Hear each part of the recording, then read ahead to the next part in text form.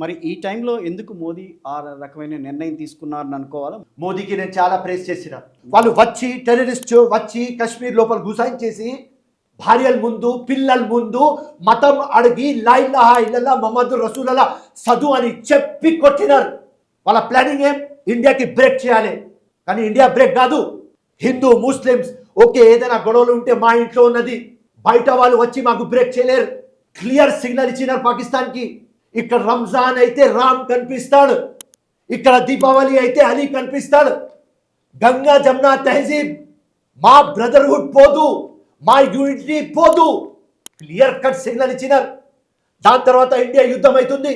More than 30 crores Muslims. ఆ ప్రతి ఒక్క ముస్లిం ఒక్కటే చెప్పినాడు, మేం పేట్రియాటిక్, మాకు సర్టిఫికెట్ వద్దు, కానీ పాకిస్తాన్కి ఫినిష్ చేయి.